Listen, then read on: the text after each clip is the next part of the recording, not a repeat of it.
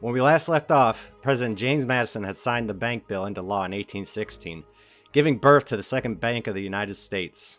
However, the federal government's decision to suspend specie payments led to a sharp contraction of the money supply in 1818, culminating in the Panic of 1819.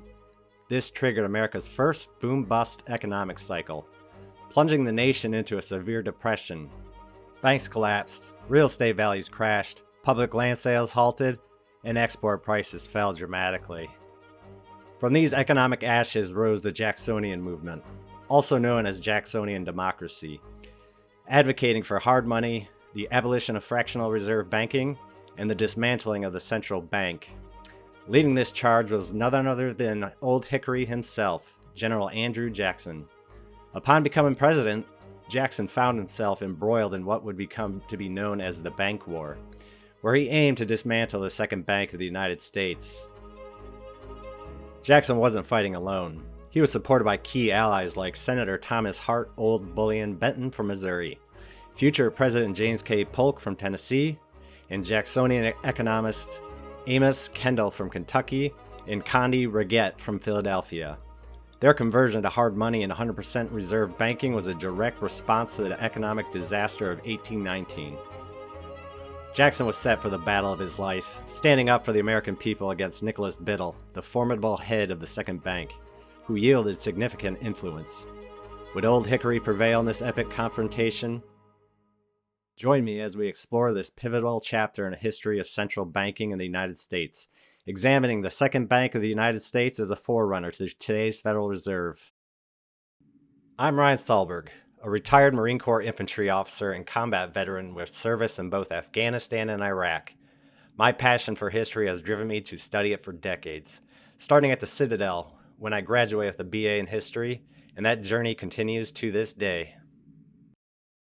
To understand the meteoric rise of Andrew Jackson, we must first rewind to 1800, where the political stage was set with two dominant parties: the Federalists, with their champions Alexander Hamilton and John Adams, advocating for a strong central bank, high taxes, and a robust federal government. On the other side, the Democratic Republicans, led by Thomas Jefferson and James Madison, who favored states' rights and agrarian interests. In the election of 1800, John Adams, the sole Federalist president, was ousted by Thomas Jefferson. The Federalist Party then began its slow fade into obscurity, only to have a brief comeback during the War of 1812. But by 1816, it was politically dead, leaving the Democratic Republicans as the uncontested major party in what was dubbed the Era of Good Feelings. However, internal rifts soon split the Democratic Republicans, setting the stage for the chaotic 1824 election. Four candidates from within the party vied for the presidency: John Quincy Adams, the sitting Secretary of State; William Crawford, the Treasury Secretary; Henry Clay, the Speaker of the House; and Andrew Jackson, a military hero from the Battle of New Orleans who garnered immense public support as a populist figure. No candidate secured a majority in the Electoral College or the popular vote. Jackson led with 99 electoral votes and 41.3% of the popular vote. Next was Adams with 84 electoral votes. The election then went to the House of Representatives, where Henry Clay, having finished fourth, was out of the running. Clay, however, swung his support to Adams, who in return made Clay his Secretary of State, a move that became known as the corrupt bargain. This betrayal was the spark that ignited Jackson's fury, leading him and his supporters to break away and form the Democratic Party, the same party we know today. Jackson, now sidelined, bided his time, waiting for the 1828 election. The 1828 campaign was a populist dream, with Jackson, still smarting from the corrupt bargain, launching a grassroots movement against the incumbent, John Quincy Adams. The result was a landslide for Jackson, who clinched 178 electoral votes to Adams' 83, capturing 56% of the popular vote. While Jackson's presidency tackled numerous issues, our focus today is on his legendary battle against the central bank. Andrew Jackson was dead set against the Second Bank of the United States, viewing it as a tool that enriched the elite while leaving the common man behind. His plan to tackle money and banking was straightforward: dismantle the central bank. However, the bank's charter wasn't due to expire until 1836, setting the stage for a dramatic confrontation with Nicholas Biddle, the bank's president. Biddle believed he held a trump card. With Jackson's re-election on the horizon in 1832, Biddle gambled the opposition to the bank's recharter would be political suicide for Jackson. With powerful allies in Congress, Biddle pushed for an early renewal of the charter. Senator Henry Clay was all in, and the bill passed both the Senate 28-20 and the House 107-85, putting the decision squarely in Jackson's hands. Would Jackson jeopardize his political future by vetoing this bill? He did exactly that, staking his entire career on this move. In his veto message, Jackson laid out his argument on three fronts. He first condemned the bank as an instrument of injustice, claiming it created a monopoly that only served the rich. Secondly, he argued it was unconstitutional. And finally, he highlighted the peril of allowing significant control of the bank to fall into foreign hands, noting that about 1/3 of the bank's stock was owned by foreign investors. Did Jackson's veto spell doom for his 1832 re-election? Far from it. Jackson sailed to victory, securing 76% of the electoral vote and 54% of the popular vote. His bold strategy had paid dividends. While Biddle could claim support from Congress, banks, speculators, industrialists, and parts of the press, Jackson had the backing of the common man. Post-election, Jackson didn't waste time. He withdrew the federal government's deposits from the Bank of the United States, distributing them among the various state banks. They were soon dubbed pet banks. Starting with 7, Jackson expanded this to 91 banks, to avoid creating another class of privileged institutions. This was merely a stopgap. The ultimate goal was an independent treasury system. But Biddle wasn't one to surrender easily. He retaliated by constricting the money supply, aiming to trigger a panic akin to 1819, hoping that Jackson would be blamed and Congress would reverse the veto. His timing was unfortunate. Businesses had expanded on the bank's easy credit, and a tariff was due, exacerbating the economic strain. Wages fell, unemployment rose, businesses collapsed, and the public felt the pinch.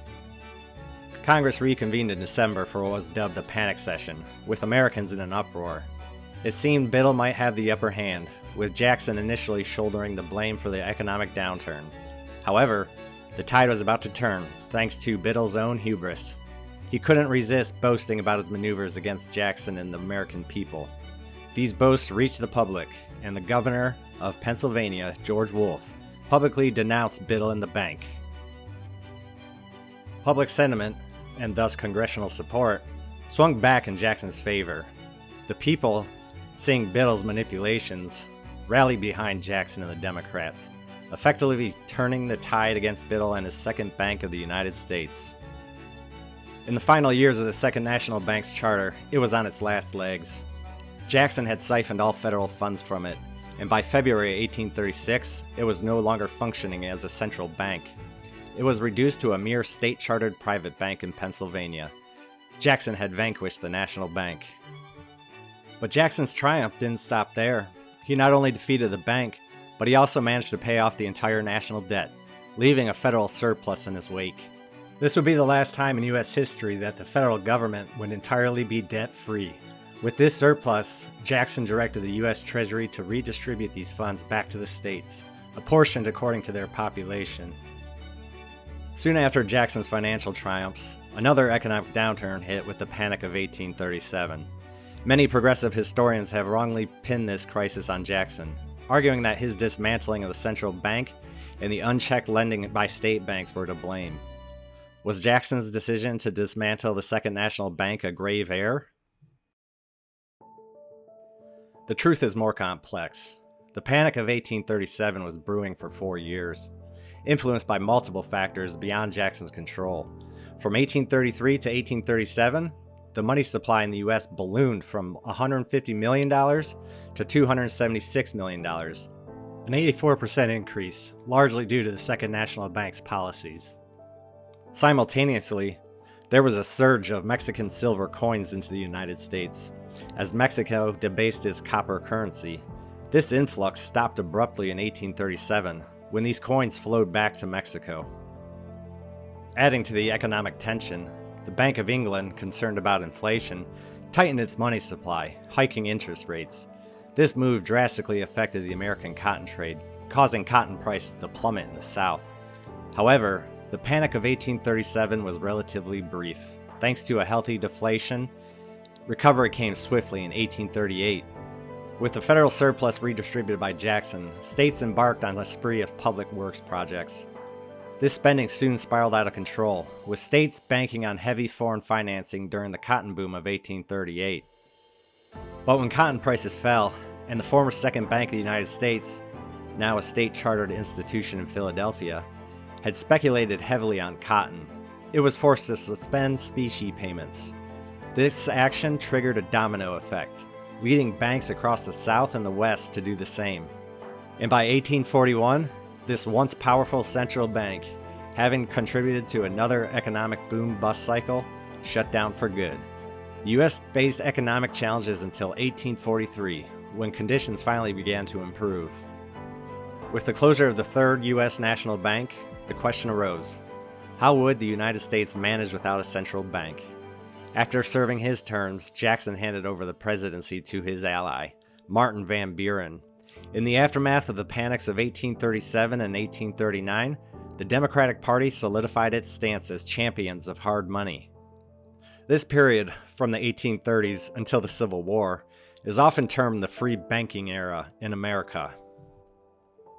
However, it's crucial to clarify that this was not a true free banking system, as described by economist Murray Rothbard. Rothbard's vision of free banking involves, quote, a system where entry into banking is completely unrestricted. Banks operate without subsidies or regulations, and any inability to redeem in specie leads to immediate insolvency and closure, end quote. The American quote-unquote free banking period was far from this ideal. Instead, it was characterized by government interventions like the allowance of periodic suspensions of specie payments when banks overextended themselves. Additionally, banks during this time were subject to various regulations, making it quite different from a genuine free banking system. One significant achievement during this time period in American history that under the Democratic Party's belt was the creation of the Independent Treasury system, a vision initially shared by Jackson and his followers. Before this, U.S. government funds were kept in state banks. In reaction to the financial panics of 1837 and 1839, President Martin Van Buren enacted the Independent Treasury Act in 1840, ensuring federal money was held separately from state banks under the management of the Treasury Department. However, this law was short-lived. It was repealed in 1841 when the Whig Party gained control.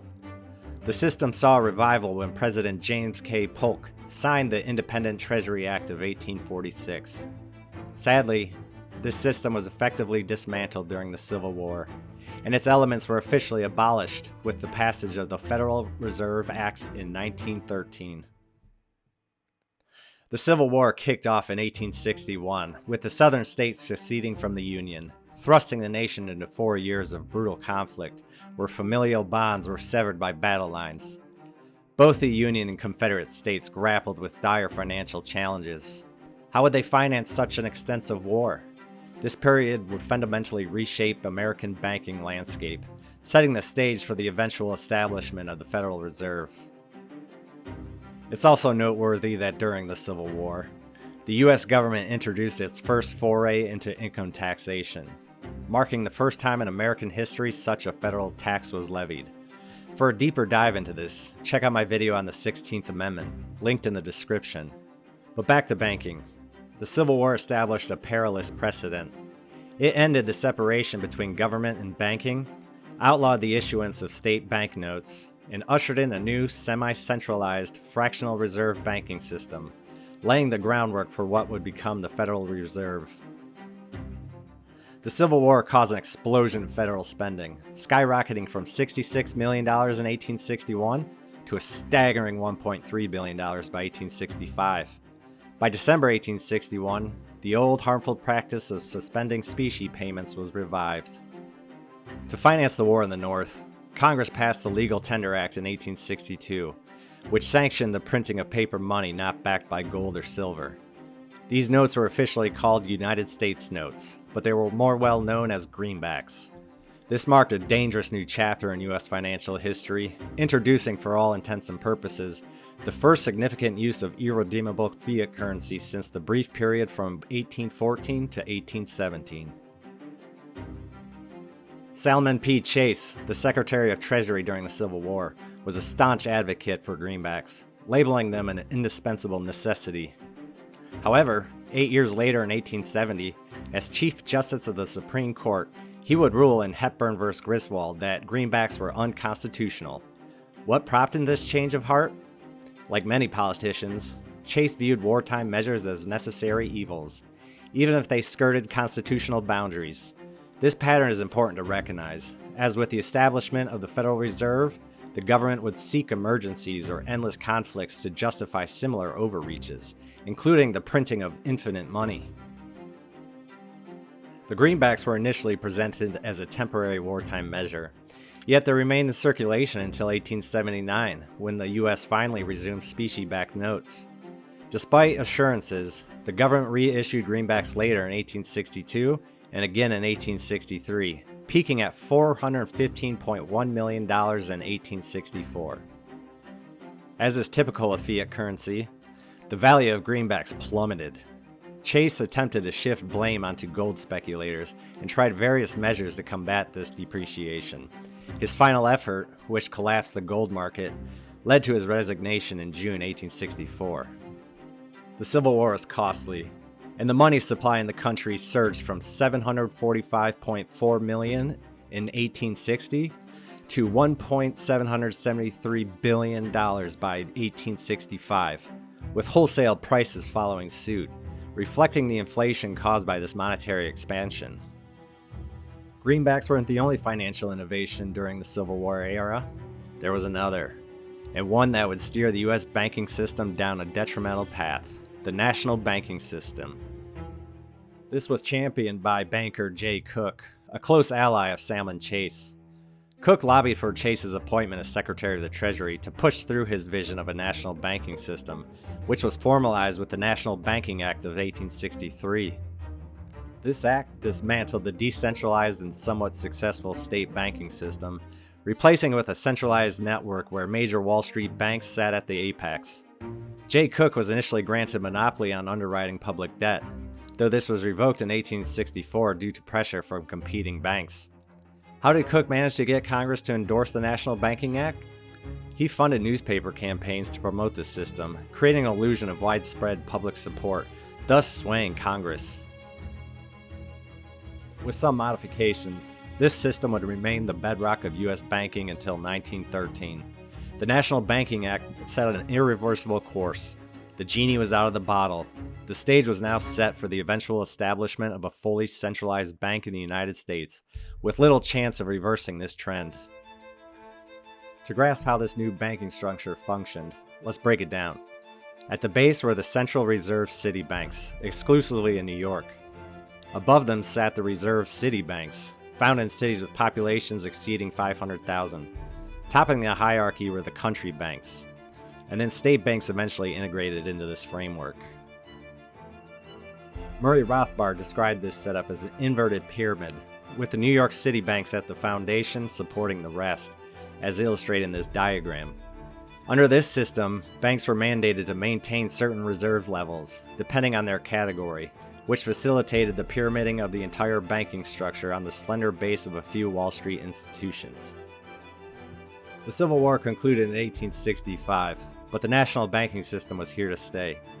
Greenbacks lingered until 1879, and that same year, state banks, which had initially resisted joining the national system, faced repercussions. Congress imposed a crippling 10% tax on their banknotes in March 1865, effectively granting national banks a legal monopoly. This move decimated state banks, reducing their count from 1,466 in 1864 to just 297 by 1866. However, state banks gradually returned, essentially integrating into the national framework as the fourth tier in Murray Rothbard's inverted pyramid, which only served to amplify inflation. With the war over, the U.S. was left with depreciated greenbacks and substantial public debt. How would the government phase out these greenbacks? When would they return to specie payments? Here's where the industrialists, pivotal to the 19th century Republican Party, stepped in. They pushed for the continuation of greenbacks, opposing any monetary contraction in anticipation of specie resumption. Why? Because fiat money and inflation disproportionately benefit the wealthy, allowing them to accumulate more wealth while the lower and middle classes lose buying power. Leading this charge were Pennsylvania's iron and steel magnates, railroad companies, and gold speculators. Manufacturers desired cheap credit, gold speculators sought higher gold prices, and railroads, being heavily indebted, benefited from an inflated money supply that devalued their debt. The situation was so extreme that one Wall Street speculator, Richard Shell, proposed an impractical canal from New York to San Francisco. Railroad construction had spiraled out of control, setting the stage for the Panic of 1873. At this time, the money supply had merely stabilized rather than contracted, which contributed to the panic. Another significant catalyst was the railroad sector, which had overextended with the help of vast government subsidies and speculative bank loans. The bankruptcy of J. Cook's Northern Pacific Railroad in 1873 was a tipping point, leading to widespread bank failures. It's important to remember that greenbacks were still in circulation, setting the scene for an intriguing narrative. Which brings us back to Salmon P. Chase. After his tenure as Treasury Secretary, Chase was appointed Chief Justice of the Supreme Court. The debate over greenbacks was sharply divided along party lines. Republicans supported them, while Democrats who favored hard money opposed them. Before 1870, state courts tackled the greenback issue, with almost all Republican judges ruling in favor of their constitutionality, except for one, while nearly all Democratic judges, except two, deemed them unconstitutional. The matter escalated to the U.S. Supreme Court, which in February 1870, with the case of Hepburn v. Griswold, overturned greenbacks in a 5-3 decision, declaring them unconstitutional. This was a significant setback for the industrialists and the Republican Party, particularly for President Grant and the railroads, who now faced the prospect of repaying their long-term debts in gold, which had become more valuable. What was President Grant's response to this ruling? Fortuitously for him, 2 Supreme Court justices retired soon after. Grant replaced these justices with Republican judges who were former railroad lawyers, making their political leanings quite transparent. In May 1871, the Supreme Court reconsidered the issue in Knox v. Lee, and with a narrow 5-4 decision, they reversed the previous ruling. The railroads were spared from financial ruin. Post-Civil War, the question of resuming specie payments became a burning issue, culminating in the Resumption Act of 1875. However, it wasn't until 4 years later in 1879 that this act was implemented, marking the United States' return to the gold standard for the first time since before the Civil War. By then, the national banking system had become deeply embedded in the American financial structure. The return to the gold standard ushered in one of the most prosperous periods in American history. According to Murray Rothbard, while prices fell in both the 1870s and 1880s, wages actually increased during the 1880s under the gold standard. In contrast, during the greenback era, both prices and wages declined. From the 1880s into the 1890s, America experienced significant economic expansion, with wealth not just concentrated among industrialists and manufacturers, but also spreading to farmers, who enjoyed a decade of increased productivity and output. Although manufacturers saw faster growth, agriculture also thrived. However, it's crucial to recognize that even with the gold standard, the U.S. was far from having a free market money system. The National Banking Act had established a sort of banking cartel by giving national banks the privilege to issue banknotes while penalizing state banks. As the 20th century approached, a political transformation was on the horizon that would change forever the American banking system. Historically, since Andrew Jackson's time, Democrats were the hard money libertarians, while Republicans were aligned with big business and supported cheap money. But around 1896, this began to shift. With the Democrat nomination of William Jennings Bryan, the populist movement swayed the party towards more inflationary policies, moving away from its laissez-faire roots. Conversely, the Republicans saw an opportunity and seized the moment, with McKinley committing to the gold standard in 1896. The era of hard money Democrats advocating for individual liberties was fading, setting the stage for the dramatic changes brought by the progressive movement at the dawn of the 20th century. Join us next time as we delve into the establishment of the Federal Reserve and its profound effects on both American economic and foreign policy. If you enjoyed this video, please like and subscribe.